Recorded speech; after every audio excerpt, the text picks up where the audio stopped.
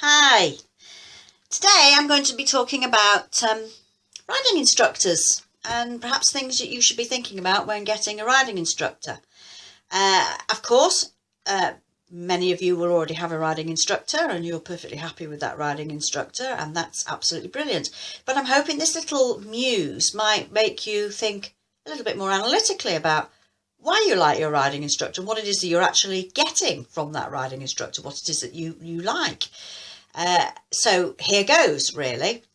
I think riding instructors can be divided into two main categories and a third smaller category. And the two main categories are the brilliantly talented rider and horse trainer, the riding instructor who's all about educating the rider and imparting knowledge to the rider and helping the rider with their own riding, and the third smaller category, which is the riding instructor who can do both, and they're brilliant. They're really fantastic if you can find one like that. So let's have a little look. The first category of riding instructor, the very talented rider and trainer, they are likely to at some point get on your horse. Well, they may frequently get on your horse, but they're likely at some point to get on your horse because they can really feel what that horse needs, and they can really then, when they get off the horse is, for a start, is tuned up, and so is a little bit more ready to accept what you as the rider are going to do with it. And secondly, the instructor then is able to sort of ride the horse through you.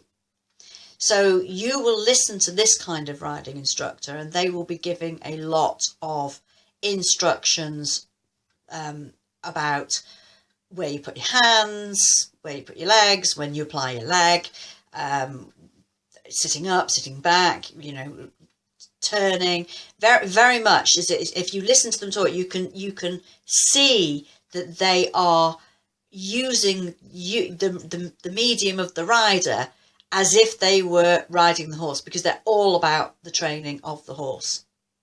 And that is, in my view, that's the most effective instruction for riders that are themselves pretty good riders and who have a reasonably good control over their bodies and what their bodies need to do, and have got a pretty good understanding of what they're trying to achieve.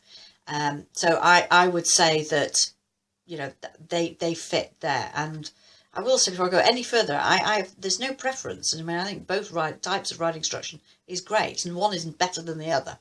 The second kind of riding instruction is where the rider can't use their body like a superbly trained rider. They can't. They're not experienced. They're not fit. Perhaps their bodies don't work that well, or they haven't got the knowledge and the understanding of it. So the kind of riding instructor that really suits somebody like that is somebody who very much focuses on the rider. They're not really about the training of the horse. They're focusing on getting the rider in the position where the rider is not inadvertently blocking the horse, where they can sit securely, where they're not going to bounce or lose their balance, they're not going to be tugging on the reins. So they're actually getting the rider so that the rider is not in the way of the horse. And they will use a whole variety of techniques. They may actually physically do body work on the rider, they may use visualization, they may use all sorts of different things that are going to help that rider understand how they need to sit. Is my cat appearing? And they'll all be about the education of the rider. They'll all be about trying to impart knowledge of what it is that you're aiming to do with the horse. This kind of lesson is likely to be a lot slower. It's going to be halt, walk and trot, and canter will come much later down the line, I suspect, not in every case. And there'll be quite a lot of talking and a lot of explanation. So the rider with the second kind of riding instructor is likely to finish their lesson mentally really quite tired, because they're having to absorb so much information and knowledge.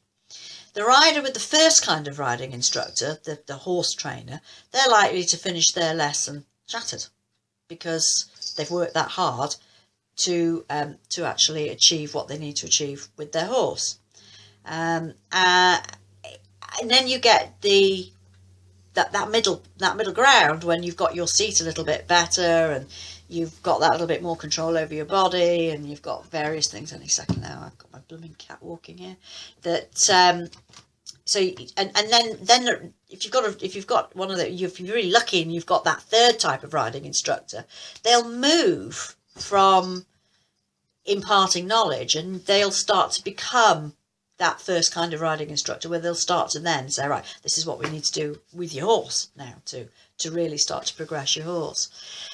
So my advice is ask lots of questions. I mean, if you've been recommended an instructor, phone them up and ask to go and see them teach. You know, get them to get a client to give permission for you to go along and watch, because you could, let's face it, you could be spending quite a lot of money with this instructor over a period of time.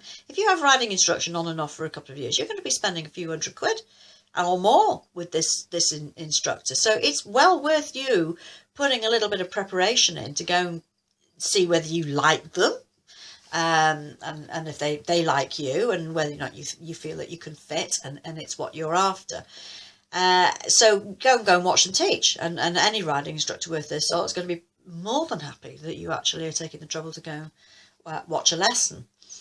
And over a period of time, you can probably do quite a lot with that instructor.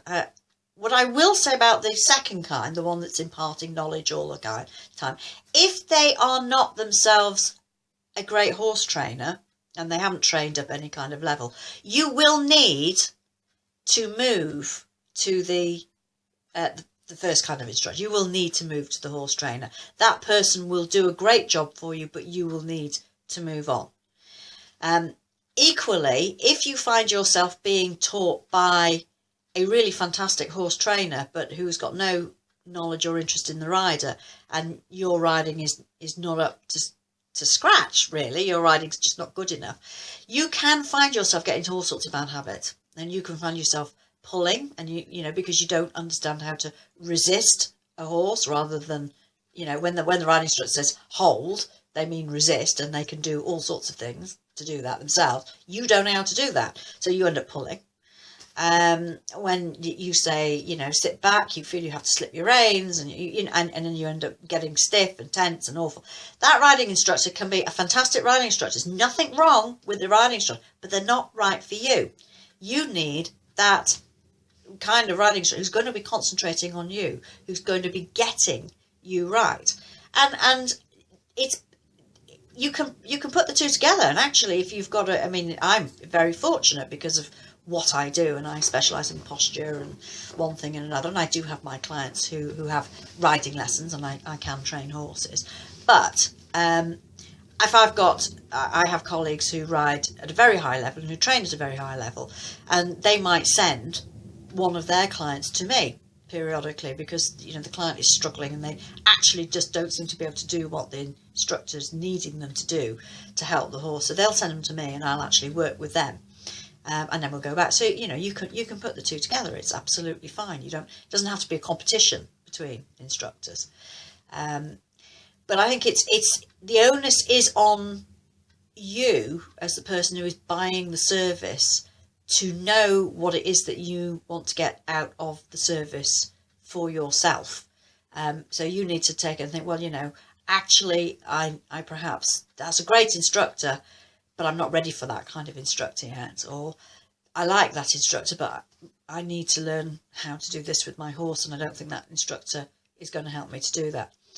So that's what I'm really saying is be perhaps a little bit more analytical about what you're looking for in your riding instructor, and they will appreciate it if you can be like that, rather than just saying help, you know. And equally, just one other little thing, one little point I would like to make is it's always a little disappointing when I go to give a lesson, one of the first things I ask is, what would you like to work on today? And if they sort of look at me and say, oh, I don't know, I'm a bit disappointed with that. I will be honest. And if any of my clients may watch this, and you know, I've perhaps not said it to you straight away, but my little face has fallen a bit. I like people to actually pick something, anything, you know, that they, oh yeah, I'd just like to have a little go at that. So I think it's always nice when your riding instructor, who is trying to do their best by you, that you've gone away and you've had a little practice and you come back and say, oh, you know, I didn't really understand that, or can we do a little bit on that? And they'll really appreciate it. So that's my muse for the day on riding instructors. Bye.